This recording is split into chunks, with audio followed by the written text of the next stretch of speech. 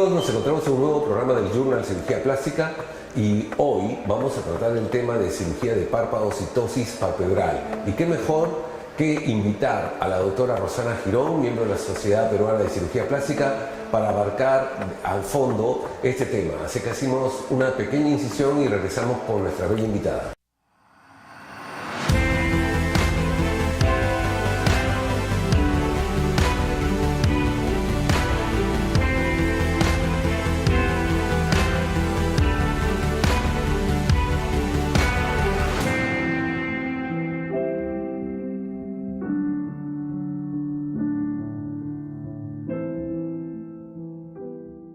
Bien amigos, por lo prometido nos encontramos con la doctora Rosana Girón. Rosana, tus saludos al público del Journal Cirugía Plástica. Bueno, un gusto estar aquí contigo, Ricardo, compartiendo nuevamente y hablando sobre un tema interesante de la cirugía plástica. Así es, ya el año pasado ha estado con nosotros en varias ocasiones, inclusive de conductor del programa en uno de ellos. Y en esta ocasión, Rosana, vamos a tratar un tema que es la cirugía de los párpados y sobre todo algo que le va a llamar la atención y quiero que le expliques al público en qué consiste la ptosis palpebral. ¿Qué significa eso? Mira, es interesante hablar sobre este tema porque la cirugía de párpados es un procedimiento que nos solicitan con mucha frecuencia. Creo que dentro de los procedimientos en cirugía plástica es uno de los que más piden los pacientes y es importante entender que la cirugía de párpados no termina en el retiro de piel y en el retiro de grasa de las bolsas que están por debajo de la piel y que nos avejentan o nos afean la mirada. Hay algunos considerandos a tener en cuenta porque son situaciones que a veces los pacientes incluso no lo notan o les incomoda y no saben cómo resolver. La ptosis palpebral es el descenso del borde del párpado generando una asimetría con el otro ojo. Es un problema de orden médico que se relaciona con los músculos que actúan sobre el movimiento del párpado.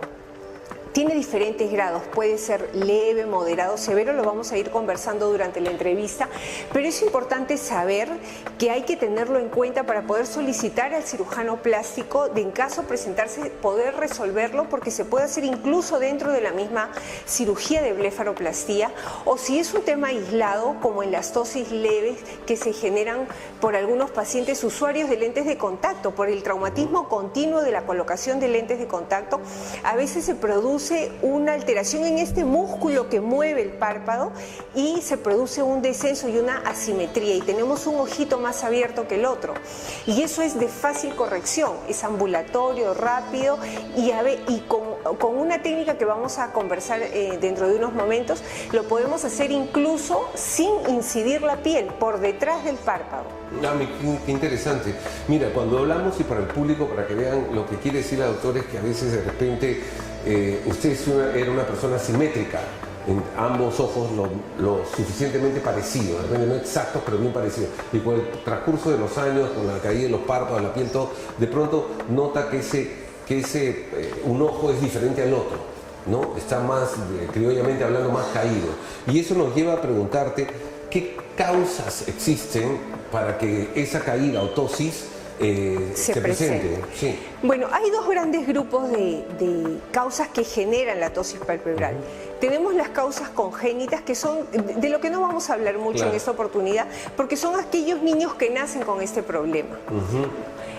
La corrección, bueno, merece todo un estudio y una corrección quirúrgica, pero ahora vamos a hablar de las causas adquiridas. Las causas adquiridas pueden ser, por ejemplo, los pacientes que avanzan en edad y estos músculos que están, creo que vamos a explicar un poquito cuáles son los músculos que actúan sobre el párpado para poder entender luego qué es lo que sucede. Hay un músculo que se llama elevador del párpado que actúa sobre el párpado levantándolo tal cual una persiana, lo eleva y lo desciende, ese es el músculo principal que se afecta en esta patología. A veces se alarga, a veces se desinserta. Hay otro músculo pequeño que es el músculo de Müller, que es una estructura que nos va a servir también para alguna de las técnicas que te voy a explicar posteriormente. Entonces, estos dos músculos que son los principales son los que se afectan. Entonces, ¿qué sucede en los pacientes ancianos, por ejemplo? Que por el correr del tiempo esta estructura se ha elongado. ¿Qué pasa con los pacientes usuarios de lentes de contacto de larga data? Que están continuamente manipulando el párpado, el inferior o el superior, y producen también una elongación de este tendón que se inserta en el borde palpebral. También tenemos algunas causas traumáticas, por ejemplo, algún accidente que puede haber desinsertado este músculo, ¿no? Hay algunas otras causas que no se relacionan directamente ya con el músculo, sino son algunas tosis neurogénicas, de origen neurológico, de origen muscular, como en la miastenia gravis. Estas son tosis palpebrales que no se operan. Ahora vamos a hablar de las quirúrgicas. Y hay algunos casos también, como en los pacientes que tienen, por ejemplo, hipertiroidismo, que es un problema metabólico, un problema endocrinológico, que también pueden presentar algunos signos de tosis palpebral o de pseudotosis. Perfecto, lo que quede claro es que muchas veces en la consulta nos llegan pacientes con un problema ya neurológico, ¿no? Así es. Entonces tienen una tosis o caída del párpado del aspecto neurológico. Eso no es lo que vamos a tratar ahora, no es lo que la técnica va a solucionar. Así es, vamos a solucionar problemas que tengan un abordaje quirúrgico. Exacto. Así que, amigos, vamos a irnos a esta técnica para que aprendan un poco sobre esta tosis palpebral o de párpado, o caída del párpado, y causas interesantes como has mencionado, por ejemplo, el uso de lentes de contacto, ¿no? Es una novedad eso, por estar manipulando cómo puede elongarse este músculo, y nos va a explicar específicamente después de una breve incisión. Holmes Private, la infidelidad y la mentira estarán ahora en su escritorio. Bien, amigos, de vuelta en el programa, y hay un punto muy importante. ¿Sabe usted que tiene una tosis palpebral? ¿Sabe que tiene un párpado caído por un tema muscular? De repente no lo sabe y acude a un cirujano plástico, esperando que sea un cirujano plástico, no vaya a ser que sea uno del grupo de los 3.000, que no, pseudo cirujanos plásticos que abundan por Lima.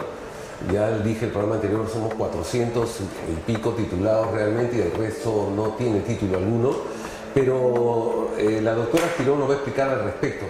Rosana, en ese caso, ¿cómo te das cuenta que realmente tiene? Depende del paciente, ni sabe que tiene una tosis o el párpado se ha caído y llega, doctora, mire, me sobra piel y ¿qué hago? Quiero estar bien. Es una pregunta importante, porque en consulta recibimos muchos pacientes que vienen con una inquietud en la mirada, ¿no? Y piensan que tienen piel que sobra, piel redundante. Es por eso la historia clínica importante. ¿Cuándo empezó a sentir la molestia? Si usted presenta un ojo más grande que el otro, eso es súper importante. Nosotros no somos simétricos totalmente, pero la belleza es simetría, y nosotros como cirujanos plásticos tenemos que tratar de simetrizar en lo posible, sobre todo los órganos que son pares, como los ojos, las orejas, ¿no? Hay algunos que son impares, como la nariz y la boca, pero bueno, dentro de lo que son órganos pares, tenemos que tratar de buscar la mayor simetría posible.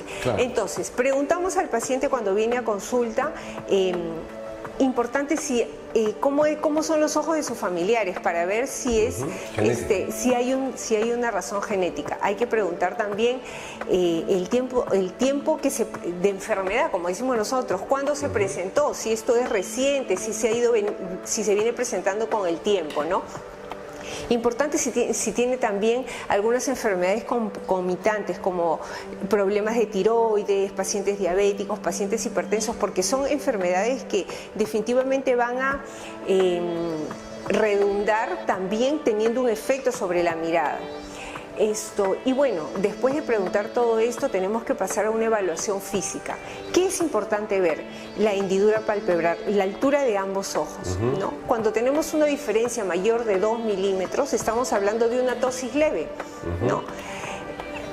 Si estamos por debajo de los 4 milímetros, o sea, con una diferencia mayor de 4 milímetros, es una tosis severa y amerita una cirugía, definitivamente. Y dime una cosa, perdón que te interrumpa, para que le expliques al público la hendidura palpebral, explicándole esos términos médicos, para que puedan entenderlo fácilmente. ¿Qué es una hendidura palpebral? La hendidura palpebral es el espacio ocupado entre el párpado superior y el inferior, el borde de las pestañas, ese es el espacio, ¿no? Y eso es lo que debe ser simétrico. Entonces nosotros tenemos que evaluar eso. Y tenemos que ver que este borde palpebral, cuánto está invadiendo de la parte oscura del ojo, ¿no? Que es la pupila, el iris, que es la parte coloreada del ojo, que en algunos es azul, verde, gris, en nuestro caso que tenemos ojos oscuros. ¿Cuántos azules? Uno oscuro y el otro azulado. Así es, cuánto de nuestro borde palpebral está invadiendo, ¿no? Porque eso, a veces, cuando hacemos una cirugía de blefaroplastía convencional y no corregimos, a veces el problema se acentúa y después de la cirugía decimos, oye, pero tengo un ojo más abierto que el otro, y en realidad siempre estuvo, sino que no lo evaluamos antes. Y no se daba cuenta. Y hay un punto que tú das una causal interesante, el uso del lente de contacto. Muchos públicos están usando lente de contacto. ¿Al cuánto tiempo de uso de contacto más o menos comienza a aparecer esta ptosis palpebral? Yo creo que más que el tiempo de uso es la forma de manipular. Porque el lente de contacto se puede colocar jalando el párpado inferior, el párpado superior. Hay pacientes que abren los... ¿no? Y colocan el lente. Así es, ¿no? Entonces, por apuro. Ese es un traumatismo continuo, constante, porque se ponen el lente en la mañana, se lo retiran en la noche y están a lo largo de los años con este tema. Entonces se produce una lesión de este tendón que es muy delgadito, ¿no? Es muy delgadito y si bien es firme porque ejerce su función durante toda la vida, pues es susceptible de ser dañado, ¿no? Por un trato incorrecto y se va alargando, claro. Y a veces se desinserta también, ¿no? O sea, se puede desinsertar y el parpadito queda caído. Entonces ya saben que de repente es bueno un examen, por eso a veces es malo tomar la consulta de párpado o creer que la operación es sencilla. Y puede que lo sea, pero la evaluación es importante, ¿no? De repente no le llegan a dar un tratamiento debido y empiezan los grandes problemas, ¿no? Ahora, las técnicas en realidad, para el público, estas técnicas en realidad son muy complicadas. En realidad no son muy complicadas, no son muy complicadas. Lo importante es hacer un diagnóstico correcto, saber frente a qué tipo de situación médica estamos y podemos elegir las dos técnicas principales que existen. Hay una que es por el mismo abordaje como si operáramos un párpado regular. Hacemos un diseño, una incisión, como para una cirugía de blefaroplastía clásica. La diferencia es que después de haber retirado la piel vamos a ingresar a mayor profundidad, nos vamos a ir levantando las estructuras hasta llegar al músculo elevador del párpado y a su tendón. Entonces, ¿qué es lo que hacemos ahí? Esto obviamente bajo anestesia local. Si estamos con un paciente un poco tenso, bueno, le podemos dar una ligera sedación, pero con anestesia local se puede manejar perfectamente. Perfecto. Entonces, bueno, con la técnica quirúrgica que nosotros conocemos, producimos un acortamiento calculado. Y es por eso también importante que el paciente esté de alguna manera conectado durante la cirugía, porque es necesario pedirle que abra y cierre los ojos. Exacto. Incluso yo lo semisiento y puedo medir. Es importante no poner demasiada anestesia para no edematizar, para no hinchar el ojo. Pierde la dimensión. Así es, perdemos un poco la perspectiva. Entonces, teniendo todas estas consideraciones y haciendo un trabajo pausado, podemos hacer una corrección por esta vía que es la vía clásica, la vía externa. Pero perdón que te interrumpa, en esa vía externa, vamos primero por la vía externa, que es la clásica. O sea, tú estás tratando, en el caso de ptosis, una musculatura. Lo es importante, amigos, es que el cirujano sepa la anatomía del ojo, la anatomía ocular. Entonces no es el hecho de solamente sacar piel, como piensan ustedes, y de pronto un poco de grasa, sino estamos tratando ya músculo, ¿no? Así es, entonces, estamos en un plano más profundo. Entonces que ellos entiendan de que hay un músculo que es el elevador del párpado, y el que vas a tratar es un famoso músculo que es el de Müller, que está por detrás, claro. En esta técnica clásica lo que hacemos es abordar desde la piel y en profundidad y llegamos a este músculo elevador del párpado que es el principal. Cuando tenemos ptosis que son moderadas a severas, ptosis que son bien evidentes, cuando el paciente tiene un ojito bien abierto y el otro cerradito, bueno, hablar un poco de medidas es un poco engorroso, pero en términos generales, cuando tenemos un paciente con esas características, lo mejor es el abordaje externo, ¿no? Y como te decía, lo asociamos a una cirugía de ojos y dejamos una mirada más simétrica, embellecida, más bonita. Así que amigos, ahora hay otra técnica, o sea, estamos hablando de la técnica externa convencional, entre comillas, con conocimiento de harta anatomía del ojo, pero también nos va a conversar la doctora sobre una técnica que no es externa, y eso después de una breve incisión. Ya volvemos.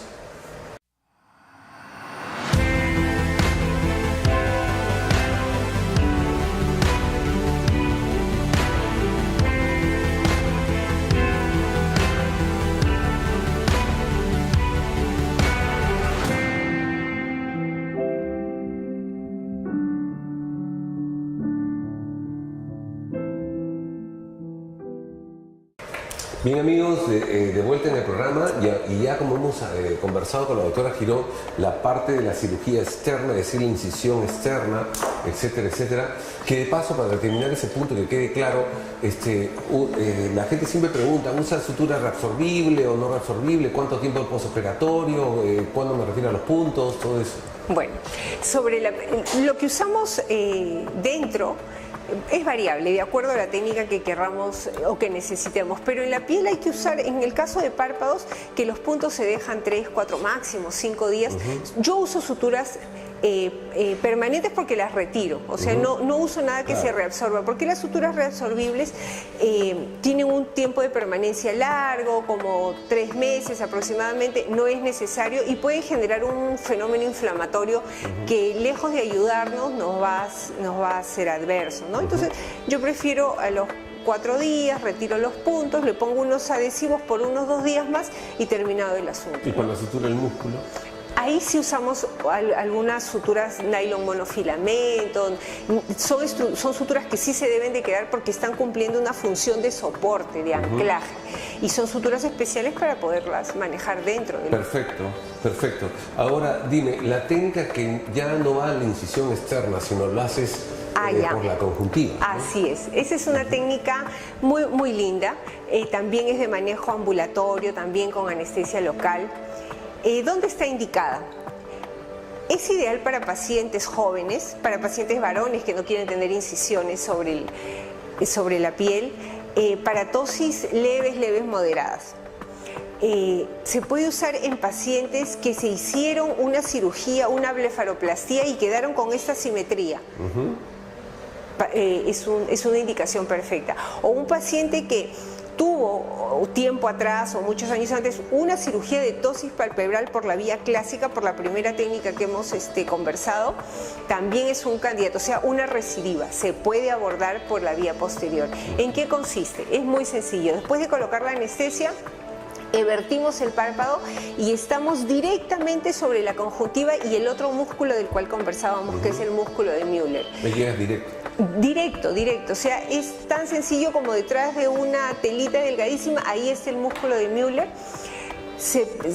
Con las pinzas que manejamos, anclamos, suturamos, recortamos y se produce un acortamiento de esa musculatura. Podemos ganar hasta 3 milímetros, que en el párpado es bastante. En párpados 1 milímetro marca una diferencia, 3 milímetros es bastante.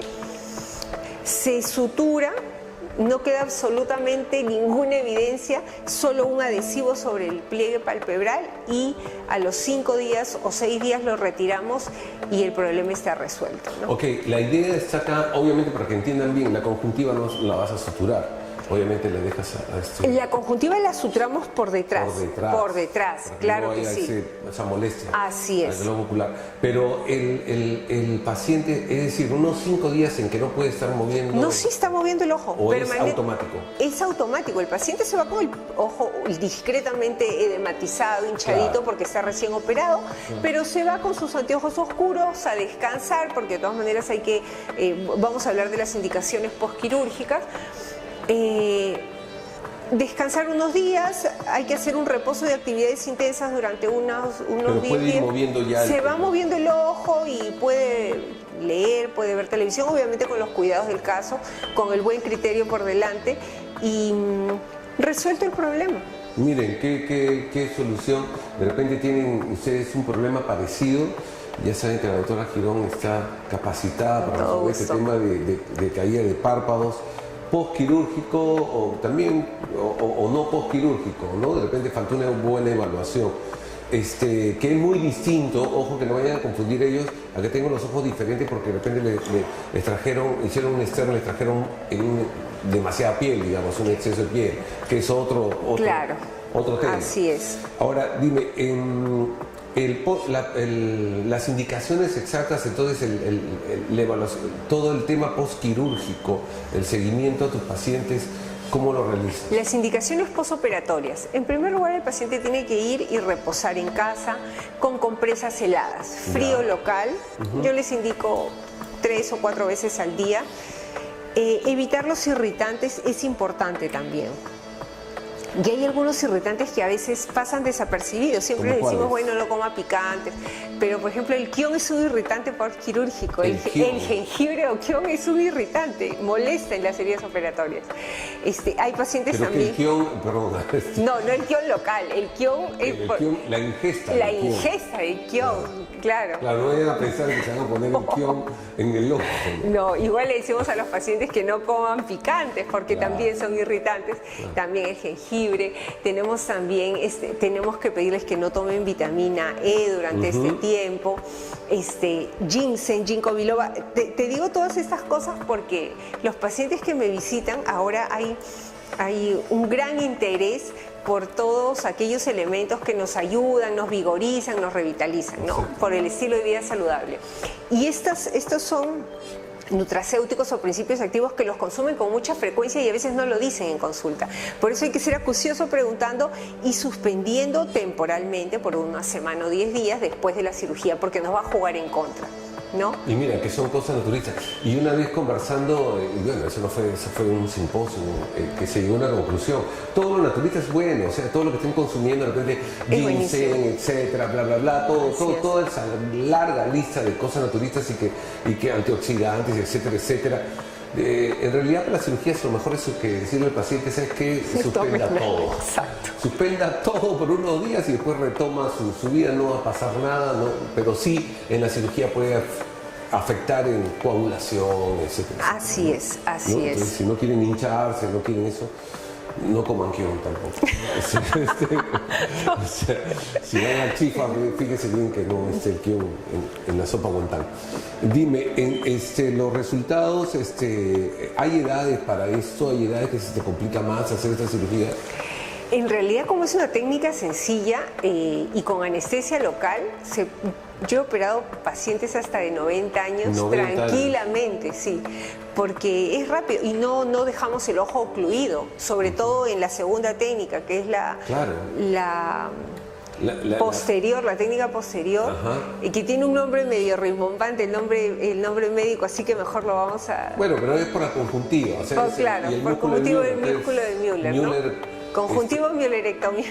Conjuntivo Müllerectomía, claro. Entonces eso lo estamos definiendo como técnica posterior, ¿no? Así es. Así que es a 90 años. O sea, sí, si tienen el problema, y hay personas longevas que están en muy buen estado, que están con sus funciones mentales superiores y con sus anteojitos leen, y a veces por el paso de los años tienen este problema de tosis palpebral y están sumamente incómodos. Y es algo sencillo, se les opera, descansan y pueden volver a leer, pueden volver... Y en la paciente que usa el lente intraocular, o sea, no intraocular, perdón, sino usa el lente de contacto, y que fue la causa, digamos, de esta elongación del músculo, y dice, doctora, ok, yo mientras que esté en el postoperatorio, pues volveré pues a sus anteojos de montura. Anteojos de montura, pero... ¿Cuánto tiempo o qué debo hacer? ¿Volverá a pasarme? ¿Puede pasar? Yo les pido que 15 días, por favor, usen sus anteojos de montura. Y luego tienen que aprender, bueno, para colocar el lente de contacto, en lo posible no manipular los párpados. Y si tienen que manipular, el inferior. El superior hay que evitar tocarlo, porque si vuelven a estar continuamente manipulando, puede volver a elongarse. Y no podemos estar entrando a operar a cada rato, pues, ¿no? Pero esas técnicas a veces el oftalmólogo se las dice, creo, ¿no? O sea, sí, para colocar el lente. Lo que pasa es que no todo paciente usuario de lente de contacto va a hacer una tosis palpebral, pero dentro de los pacientes que hacen tosis palpebral leve o leve moderada, hemos visto que los que usan este tipo de dispositivo con alguna frecuencia lo presentan, sobre todo cuando son usuarios de lentes de largos años. Hay personas que empiezan a usar lentes a los 16, 17 años, jovencitos, ¿no? Y a los 40, 45 años, bueno, pues tienen problemas de este orden, ¿no? Y sobre todo que hay muchas personas que se han acostumbrado a usar los lentes cosméticos. Uy, sí, eso es... Entonces ya viven años con lentes cosméticos. A veces he visto personas que se abren el ojo, pero como sea, y ¡pum! Se colocan el lente. Y lo dañan. ¿No? Entonces, eso, de repente, en un año de mal uso, ¿puede pasar esto? En un año, no creo, no tanto. No tanto. Pero sí, después de un tiempo prolongado. Pero yo creo que más que el tiempo es la mala manipulación, ¿no? El manejo incorrecto y agresivo del párpado superior. Ok, dime, Rosana, vamos a hacer una última incisión muy fina, muy con láser, y regresamos nuevamente al programa. Holmes Private, la infidelidad y la mentira estarán ahora en su escritorio. Bien, de vuelta al programa con la doctora Rosana Girón, tratando todo el tema de la cirugía de párpados y la tosis palpebral o caída de los párpados. Rosana, en el Perú somos, creo, un público bastante exigente, bastante desconfiado. Y no porque estemos locos tampoco, sino porque todo tiene un fundamento y la historia del Perú nos ha llevado a ser como somos. Pero en la exigencia, los pacientes quieren resultados rápidos. ¿Qué sucede cuando operas un párpado y de determinada edad o qué sé yo, y los pacientes quieren pues al día siguiente ya ver exactamente todo resuelto, los dos ojos perfectos, se miran espejos 50 veces al día y van y te tocan la puerta y dicen, doctora, hay un ojo que está diferente al otro? ¿Sucede eso? Sucede. Yo creo que base de todo este tema es la buena relación médico-paciente y la buena información que el paciente reciba de su médico. Si nosotros los ponemos en autos de lo que va a suceder, ellos entienden. Y te agradezco la pregunta porque cuando hacemos este tipo de cirugías, sobre todo cuando son unilaterales, es decir, de un solo lado, porque a veces tenemos pacientes que tienen los dos ojos afectados, pero a veces hay uno muy sano y el otro es el que está afectado, y ese que operamos, con el correr de los días lo vemos que está un poquito hinchadito todavía, y eso es importante puntualizarlo. Cuando nosotros operamos hay un proceso inflamatorio, hay un edema. El edema es una colección de líquido dentro de los tejidos, y este líquido y todas estas células que están ahí en este momento actuando, generando el proceso cicatricial, todo eso ocupa un volumen y tiene un peso. Y en el párpado, que es una estructura tan delicada, ese pequeño volumen y ese pequeño peso da la impresión a veces, los primeros días, de que el párpado no ha sido corregido del todo. Yo le pido a los pacientes en ese sentido un poquito de paciencia. Es cuestión de una semana que este edema remite, todo se reabsorbe, todo vuelve a su lugar, y ese párpado, cuando pierde el peso, va a quedar en el nivel que el cirujano lo dejó cuando lo operó. Y quedan muy bien, ¿no? Claro, porque para eso son las mediciones que hiciste preoperatorias. Así es, la evaluación preoperatoria de vital importancia. Y a veces colocar no los vendas, a veces, porque a veces el infiltrar anestésico local también ayuda mucho a distorsionar un poco las dimensiones, y a veces un poco de presión hace que se nivele un poco, se reabsorbe. Yo vendo a los pacientes cuando hago el abordaje anterior, cuando hago la corrección del elevador por vía anterior asociado a una blefaroplastía, que es una cirugía que invade un poquito más, pero en el abordaje posterior la verdad que no lo he visto necesario. Ya, pero el vendaje es temporal. O sea, sí, un par de horas, va a su casa con sus lentes oscuros y continúa con sus compresas heladas. Genial. Dime, ¿alguna recomendación, algo que quieras decirle a todos nuestros seguidores acerca de la cirugía. De repente tienen un amigo o alguien que ha estado operado en los párpados, una cosa que diferencien un poco el tema que estás tratando, que es muy interesante, y otra cosa es que una blefaroplastia común y corriente que fue mal efectuada, ¿no? De repente hubo más retiro de piel, digamos, por un lado, inferior o superior, pero alguna recomendación que le des para este caso importante, que de repente ni él se dio cuenta que lo tiene. Eso es lo más curioso. Yo creo que la mirada es sumamente importante, es una manera de transmitirnos, de comunicarnos. Que sean evaluados por un cirujano bueno, un cirujano con buena formación, ir con sus inquietudes claras y poder explicarle al médico qué es lo que lo está inquietando y escuchar al médico y creerle. Creer lo que les está diciendo, la evaluación que está haciendo y seguir el consejo. Yo siempre digo, los médicos cirujanos plásticos con una buena formación, yo creo que estamos capacitados, todos los que hemos recibido una formación adecuada para poder resolver, sobre todo con la segunda alternativa, que es una técnica muy sencilla, muy gratificante. Yo estoy muy contenta con los resultados, mis pacientes también, es un elemento versátil, útil y rápido. Mira, qué bien, y justo has tratado el programa anterior con el doctor Augusto Arriola, que está de secretario nacional de ISAPS. ¿Sí? Así es. Entonces, hablábamos sobre eso, ¿no? Es como si, por ejemplo, yo lo hacía como médico, ¿eh? Cuando mi hijo nació y había algún problema, si sea la gripe o rinitis o lo que fuera, yo lo llevaba al pediatra. Habiendo pasado por médico general, todo. ¿Por qué? Porque el pediatra piensa en bebés y en niños las 24 horas del día y hasta sueña con ellos. Entonces están actualizados día a día y en los últimos tratamientos, de hecho, aprendí mucho de un pediatra, porque nosotros ya habíamos abandonado esa etapa de médico general, ¿no? Igualmente le decimos a ustedes, y lo dijimos con el doctor Arriola, ISAPS o ISAPS, como queramos pronunciarlo, que es la Sociedad Internacional de Cirugía Estética.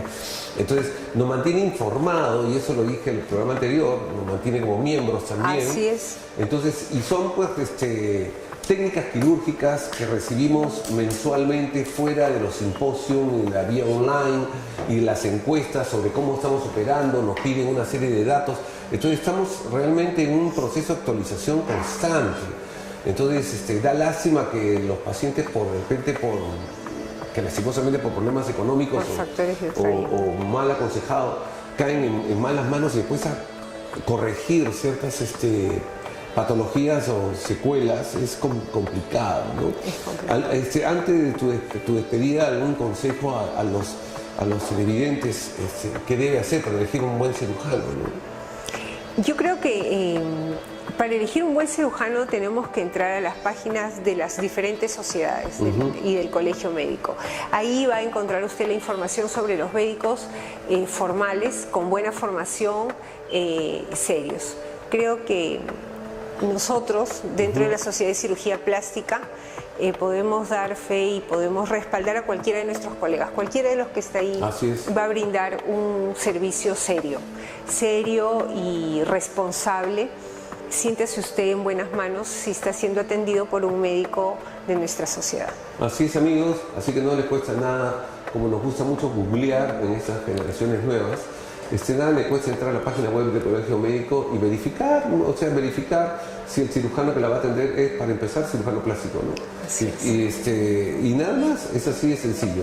Gracias, Rosana, ha sido grato tenerte nuevamente en el programa. Espero tenerte nuevamente para tocar algún tema de cirugía y sobre todo las tendencias que van entre lo no invasivo y lo mediana o mínimamente invasivo.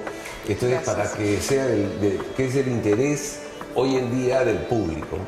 ¿Ok? Así que, muchas gracias. Amigos, ha sido un gusto y nos vemos la próxima semana con un nuevo tema muy interesante. Hasta luego. Hasta luego.